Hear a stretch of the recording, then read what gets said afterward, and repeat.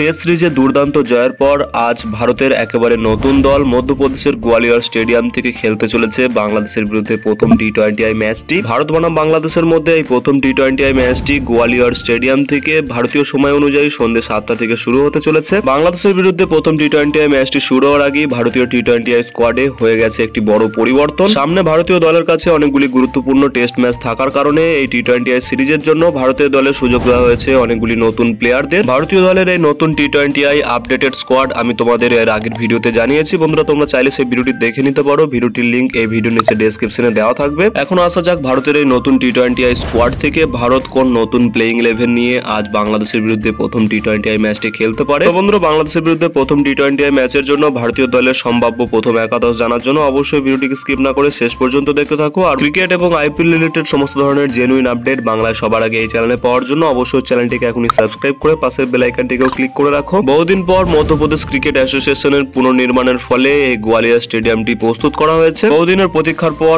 এই স্টেডিয়ামে আবারও একটি আন্তর্জাতিক ম্যাচ হতে চলেছে ভারত বাংলাদেশের মধ্যে প্রথম টি-20 ম্যাচ দিয়ে। এমন অবস্থায় নতুন পিচে হতে চলেছে একটি হাই স্কোরিং গেম, যেই কারণে মনে করা হচ্ছে ভারতীয় দলের প্লেইং 11 কিছুটা এমন হতে পারে। গতকাল অর্থাৎ ম্যাচ শুরু হওয়ার আগের দিনই প্রেস কনফারেন্সের মাধ্যমে ভারতীয় দলের টি-20 ক্যাপ্টেন সূর্যকুমার যাদব জানিয়েছেন এই টি-20 সিরিজের জন্য যেহেতু অভিষেক শর্মা ছাড়া আর কোনো স্পেশালিস্ট টি-20 ওপেনার নেই, যে কারণে সূর্যকুমার যাদব জানিয়েছেন বাংলাদেশের বিরুদ্ধে এই টি-20 সিরিজে সঞ্জু স্যামসনকে আবারও একবার সুযোগ দেওয়া হতে চলেছে, যেখানে তাকে ওপেনিং জুটিতে খেলানো হতে চলেছে অভিষেক শর্মার সঙ্গে। দেখা যাক বন্ধুরা, সঞ্জু স্যামসন এই সুযোগটা আবারও কাজে লাগাতে পারে কিনা। এই ওপেনিং জুটি এবং উইকেট কিপার ব্যাটার্স এর পর ভারতীয় দলের নাম্বার 3 পজিশনের কথা বললে সেখানে এই ম্যাচে অবশ্যই খেলতে চলেছেন ভারতীয় দলের ক্যাপ্টেন সূর্যকুমার যাদব। নাম্বার 4 পজিশনের কথা বললে সেখানে এই ম্যাচে খেলতে পারেন রিয়ান পরাগ, যিনি বন্ধুরা একজন ভার্সেটাইল প্লেয়ার। অবশ্যই তিনি লোয়ার অর্ডারেও খেলতে পারেন এবং টপ অর্ডারেও খেলতে পারেন। এছাড়া তিনি কিছু ওভার বলও করে দিতে পারেন ভারতীয় দলের জন্য, যে কারণে এই ম্যাচে তাকে মিডল অর্ডারে খেলানো হতে পারে। এরপর নাম্বার 5 পজিশনে অবশ্যই থাকবে ভারতীয় দলের সেই